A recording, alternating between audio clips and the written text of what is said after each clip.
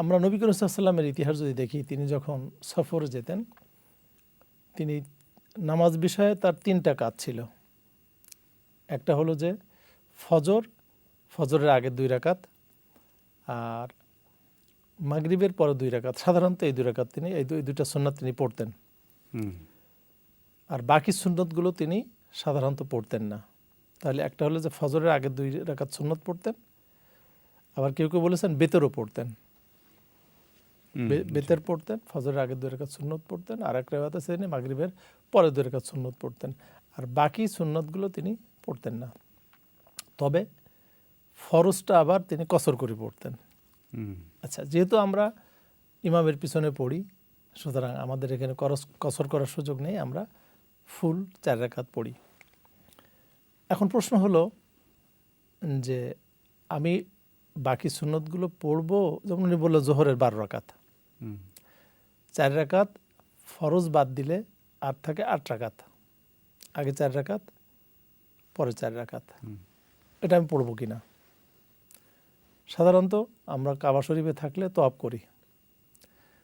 উলামা কেরাম বলেছেন কাবা শরীফে নামাজের চেয়ে তওয়াফের সওয়াব বেশি। এখন আমরা চেষ্টা করব তওয়াফের মধ্যে থাকার, কারণ তওয়াফটাই উত্তম। আর যদি আমরা শারীরিক কারণে তওয়াফ না করতে পারি, তাহলে আমরা সেখানে তওয়াফ না করতে পারলে নামাজ পড়বো আমরা।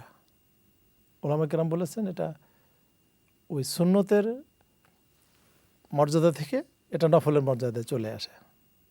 কিন্তু যদি আমি 2 রাকাত নফলও পড়ি, তাহলে তো আমার 2 লক্ষ রাকাত নফলের সওয়াব হচ্ছে।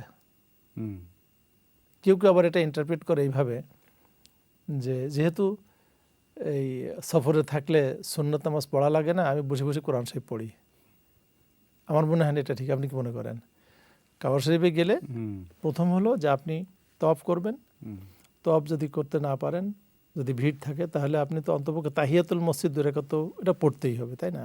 এটা তো যে কোনো মসজিদে গেলে সফর হালতে থাকলেও তাহিয়াতুল মসজিদ পড়তে হয়, আবার সফরে না থাকলেও পড়তে হয়। তো আপনি 2 রাকাত তাহিয়াতুল মসজিদ পড়বেন। আর এরপরে আপনি যদি জোহরের আগে আরও 2 রাকাত পড়েন, তাহলে মাশাআল্লাহ 2 লক্ষ রাকাত হচ্ছে না? এক রাকাতে 1 লক্ষ রাকাত, তাহলে 2 লক্ষ রাকাত নফলের সওয়াব হয়ে গেল। সুবহানাল্লাহিল আযীম। এরপর আপনি বসে কোরআন শরীফ তেলাওয়াত করেন, তাসবিহ করেন, তাতে কোনো অসুবিধা নেই। কিন্তু যদি কেউ এই সুযোগটা না নেয়, তওয়াফেরও সুযোগ নিল না, তাহিয়াতুল মসজিদেরও সুযোগ নিল না, নফল নামাজেরও সুযোগ নিল না, বসে বসে তিনি অনেক সময় দেখবেন ফোন টেপে না, আছে না, এটা অবশ্যই করা উচিত না।